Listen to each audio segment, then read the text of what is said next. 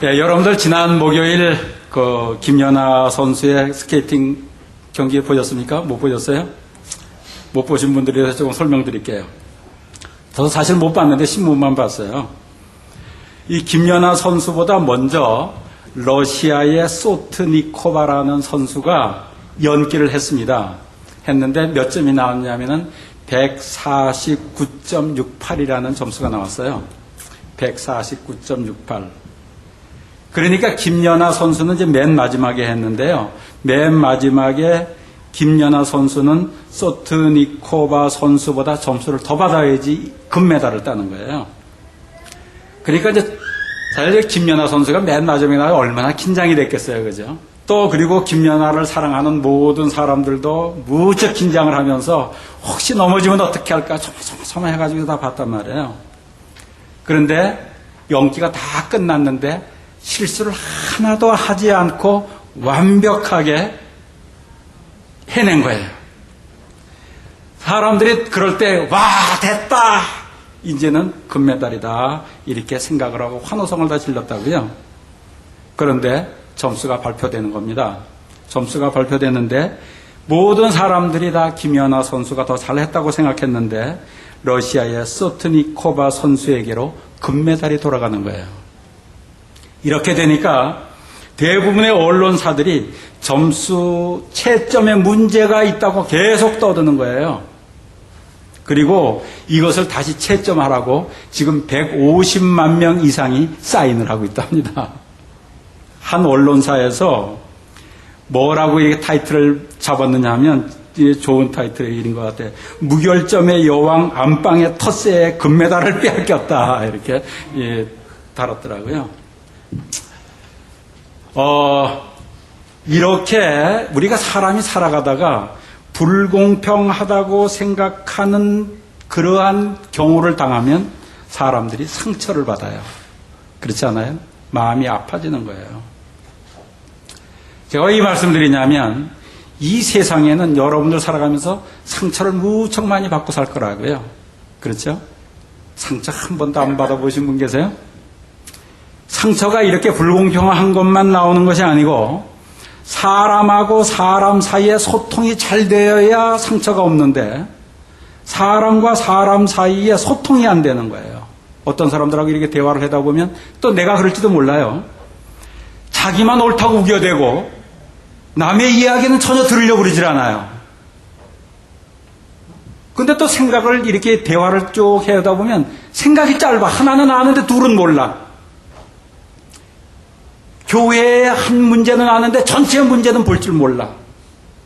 그럼에도 불구하고 잘 모르면도 불구하고 자기가 원하는 대로만 또 막 하려고 하는 사람들이 있어요. 이렇게 되면 어떻게 됩니까? 마음에 상처가 생기잖아요, 여러분. 이렇게 소통이 안 되는 인간관계 가운데 살면서 상처도 받지만 이렇게 되면 점점 외로움에 빠지게 됩니다. 이래서 이런 말도 있어요.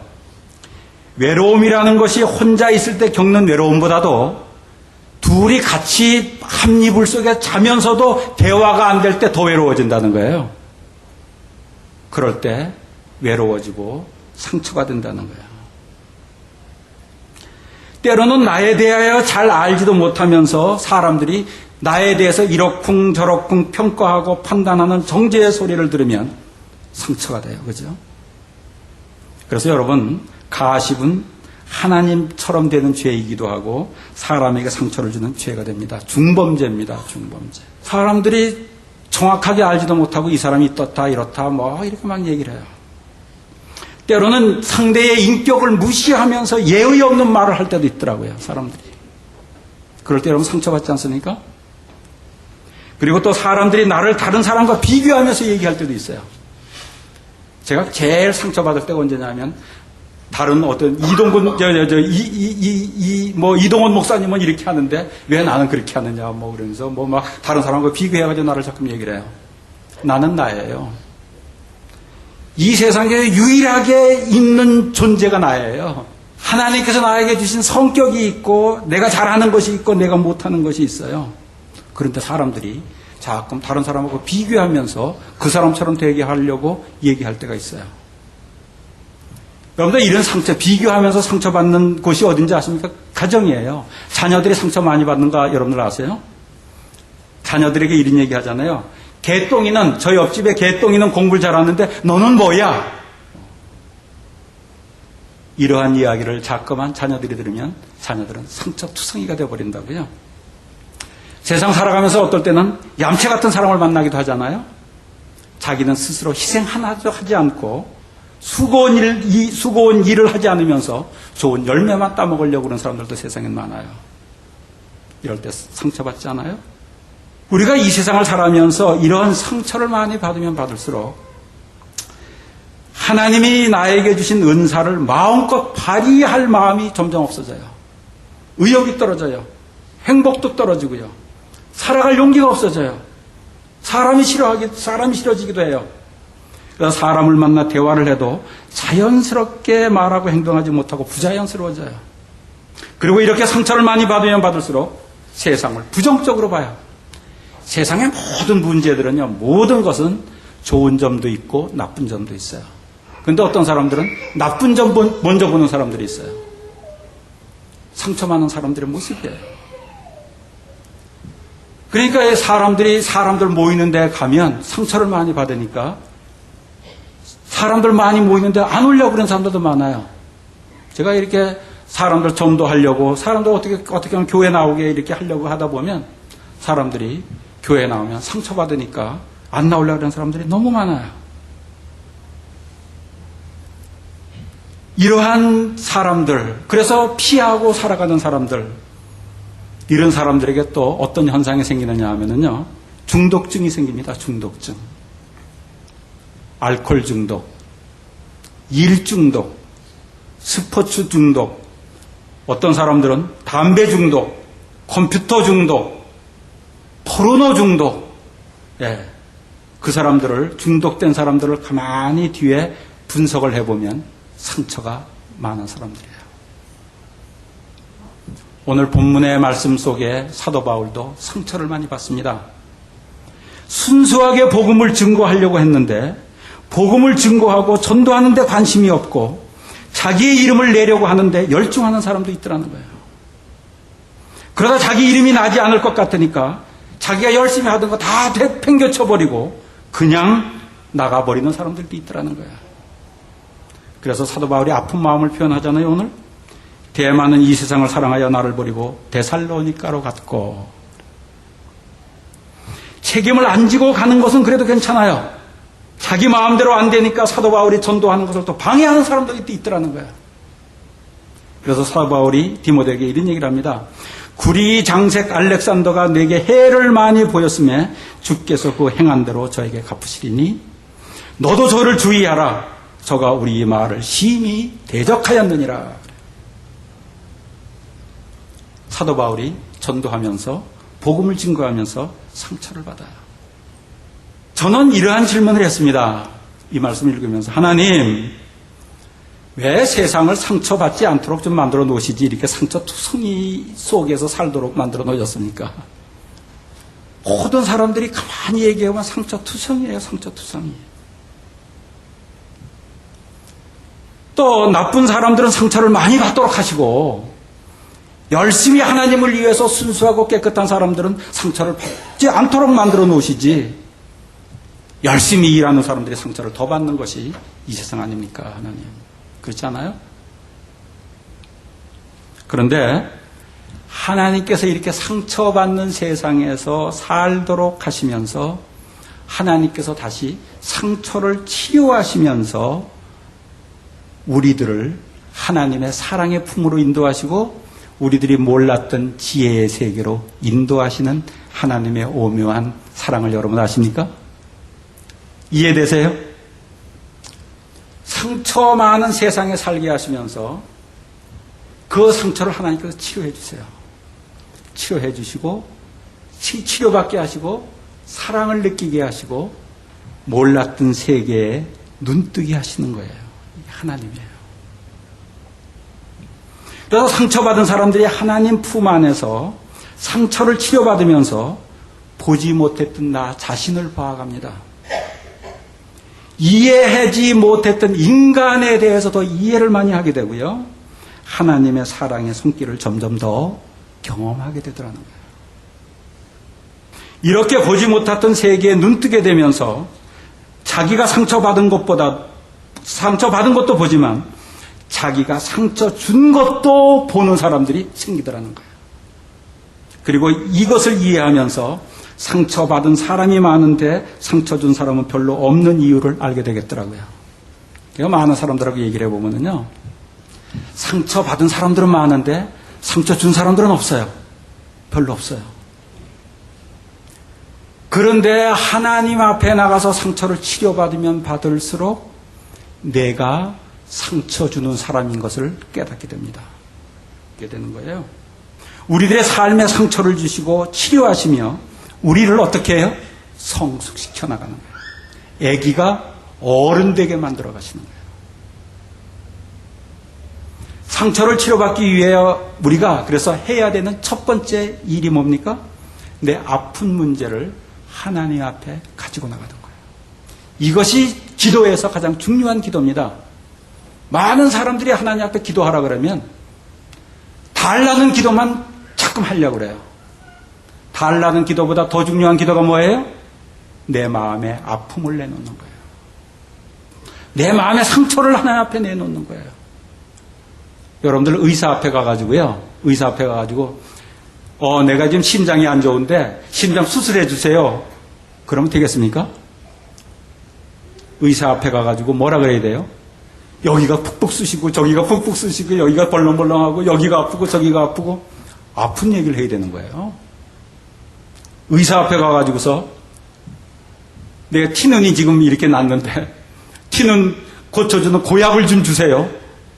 그럼 네가 의사해라 그러죠. 그죠? 여러분 신앙생활하면서 기도하면서 가장 중요한 것은 내가 하나님 앞에 내 아픔을 가지고 나가는 거예요. 이것을 잘하는 사람이 성경에 있어요. 누굽니까? 다윗이에요. 다윗이 이런 기도를 합니다. 여호와여 나의 대적이 어찌 그리 많은지요. 일어나 나를 치는 자가 많소이다. 많은 사람이 있어 나를 가리켜 말하기를 저는 하나님께 도움을 얻지 못한다 하나이다. 그러면서 이런 기도를 해요. 저희 입에 신실함이 없고 저희 심중이 심히 약하여 저희 목구멍은 열린 무덤 같고 저희 혀로는 아첨 하나이다. 하나님이여 저희를 정죄하사 자기 꾀에 빠지게 하시고 그 많은 허물로 인하여 저희를 쫓아내소서. 저희가 주를 배역함이니이다. 아픈 얘기를 다 멋있게 기도 안 해요. 멋있게 나이스하게 기도 안 하고 아유 저놈 글쎄 입이 아주 신실함이 없고 막 이렇게 기도를 하는 거예요. 자기의 아픔을 내놓는 거예요. 그리고 다윗이 이런 기도도 해요. 내 하나님이여 내 하나님이여 어찌하여 나를 버리셨나이까? 어찌 나를 멀리하여 돕지 아니하옵시며 내 신음하는 소리를 듣지 아니하시나이까? 하나님이여 내가 낮에도 부르짖고 밤에도 잠잠치 아니하오나 응답지 아니하시나이다. 우리가 내가 어려움에 처했는데도 하나님을 불러도 하나님의 응답을 하나도 안 하시는 것 같아서 외로워지고 쓸쓸해질 때가 여러분 있지 않으세요? 하나님은 아무리 불러도 하나님의 응답 안 하십니까? 그래서 내가 마음이 아픕니다. 외로워집니다. 두려워집니다. 이런 기도를 다윗이 하고 있더라고요. 그런데 이상하게도요. 나의 진실한 상처, 나의 진짜 아픔을 하나님 앞에 다 내놓고 기도를 하면 먼저 뭐가 나오는지 아십니까? 눈물부터 나와요. 눈물이 나와요. 내 아픔을 하나님께 다 내놓고 기도했을 때 눈물이 나올 때 눈물이 치료의 약인 줄 믿으시는 여러분들 되시길 주님으로 축원하겠습니다. 눈물이 치료의 약이에요. 눈물이 나를 치료하시는 증거예요. 눈물이 내 진심을 하나님 앞에 얘기했다는 거예요. 이상하게 내 아픔을 주님 앞에 내놓고 이야기를 하면 하나님의 품이 느껴지는 거예요. 그래서 내 몸이 뜨거워지면서 내 아픔이 치료되는 거예요. 그러면서 가슴으로 들려오지는 음성이 있어요. 이상하게도 귀로는 안 들려지는데 가슴으로 내가 너 알아. 너의 아픔을 알아. 너의 외로움도 알아. 내가 너를 사랑하는지 얼마나 아는지 알아? 하나님의 사랑이 느껴지는 거예요. 이러한 시간을 가지게 되면 마음의 상처가 치료가 되는 거예요. 그리고 이렇게 기도를 하다 보면 나에게 상처 준 사람을 이해하는 마음이 또 들게 돼요. 그래. 저 인간이 나한테 상처는 줬지만 몰라서 무례하게 하는구나. 믿음이 없어서 저러는구나. 먹고 사는 것 때문에 저러는구나. 저 사람도 상처 많아서 저러는구나.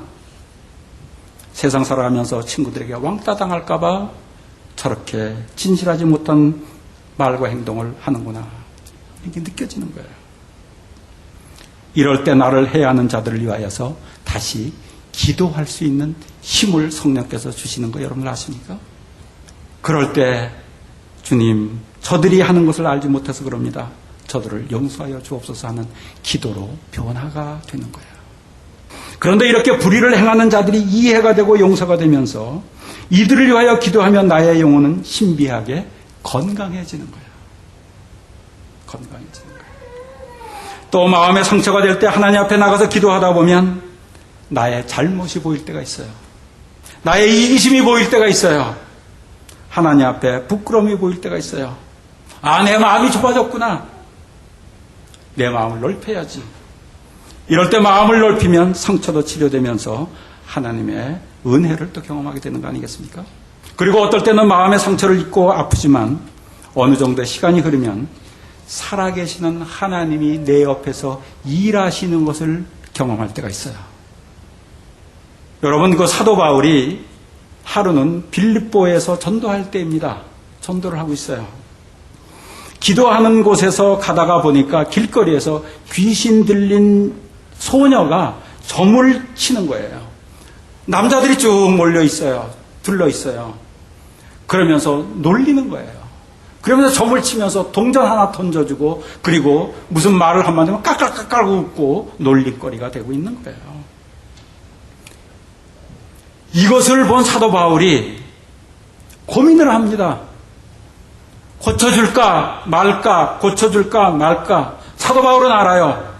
그 소녀를 고쳐주면 그 소녀의 주인이 돈을 못 버니까, 돈 들어오는 수입이 막히니까 틀림없이 사도 바울을 해야 할 것이라는 것을 알아요. 그래서 고민을 해요. 고쳐줄까 말까. 그래, 고민을 했다고 얘기를 해요. 그러다가 사도 바울이 그래, 내가 어려움을 당해도 그 여인을 고쳐줘야지 하고 소녀를 고쳐줍니다. 그랬더니 예상했던 대로 일이 벌어지지 않아요? 그 주인이 와가지고서, 그 소녀의 주인이 와가지고 수입이 없어지니까 없는 말로 죄를 뒤집어 씌우는 거예요. 없는 말로. 저 사도 바울 이 사람들 못된 사람들이에요. 이 사람들 성을 막 그냥 이상한 말을 막 퍼뜨리고 이상한 풍속을 막 퍼뜨리고 아주 나쁜 사람들이에요. 막 소문을 내는 거예요. 그러니까 또 그 돈 많은 사람한테 또 아부하는 사람들이 또 있더라고요. 이 사람들이 또 소리를 질러요. 맞아요, 맞아요. 저 사도 바울 저 친구들이 말이에요. 아주 이상한 소문 퍼뜨리고 뭐 그러더라고요. 이래가지고서 사도 바울은 감옥에 가서 실컷 두드려 맞고 감옥 속에 갇히게 되지 않습니까? 얼마나 상처가 되겠습니까? 얼마나 마음이 아프겠어요? 그럴 때 아픈 마음을 하나님 앞에 내놓고 기도하잖아요.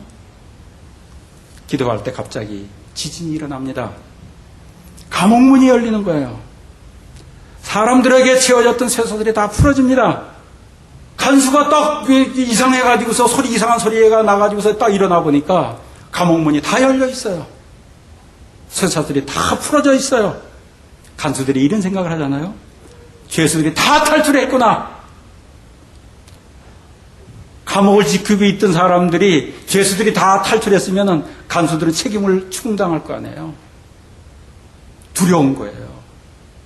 큰일 난 거예요. 그러니까 그 두려움이 너무 크니까 자살을 하려고 그러잖아요.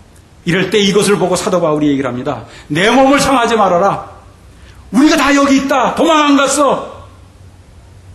그러니까 간수가 사도 바울 앞에 와가지고서 무릎을 꿇고 우리가 어떻게 해야 구원을 얻겠습니까?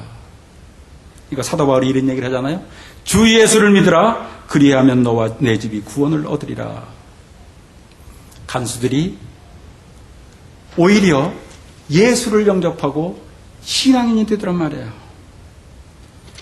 처음 귀신 들린 소녀를 고쳐주고서 터무니없는 말로 고소당하고 매를 맞고 감옥에 갇혔을 때 사도 바울은 무척 마음이 상했지만 어느 시간이 지난 다음에 보니까 하나님의 일하심이 느껴지는 거예요. 하나님의 일하심을 보는 거예요. 하나님의 능력을 경험한 거예요. 살아계시는 하나님이 일하시는 것을 경험한 거예요.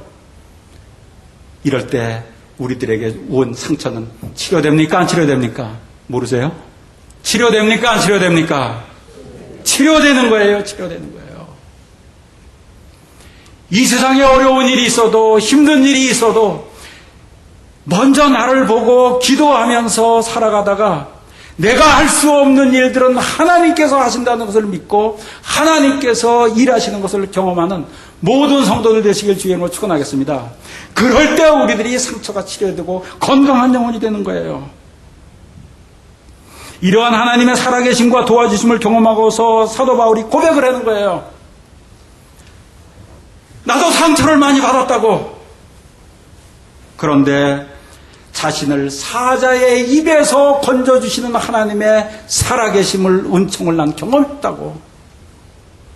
그래서 나는 건강해졌다고.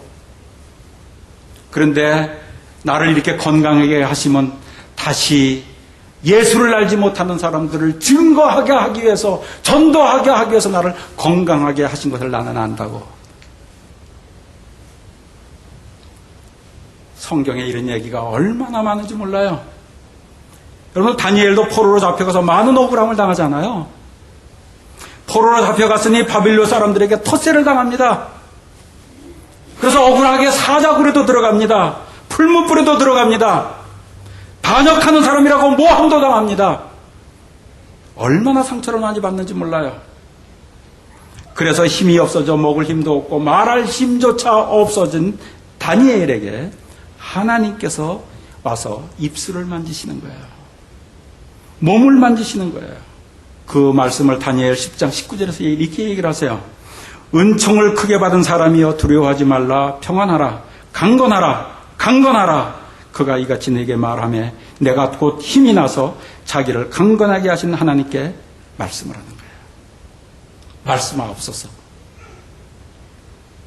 여러분, 우리들이 살아가면서 이 세상에 상처를 많이 받는 세상이에요. 상처 안 받으려고 노력하지 마시고 상처 받고서 그럴 때 하나님 앞에 나가서 상처를 치료받는 성도들 되시길 주님으로 축원하겠습니다. 하나님 앞에 나가서 상처받은 것을 다 알아보세요. 억울한 일을 다 알아보세요. 눈물이 나며 하나님의 치료하심을, 하나님의 사랑하심을 경험하게 되실 것입니다. 그러면서 또 하나님이 나에게 들려주신 음성이 있을 거예요. 내가 보지 못했던 나의 모습도 보게 하시고 다른 사람도 이해하게 하시고 진실을 보게 하시는 은혜를 경험하게 될 거라고요.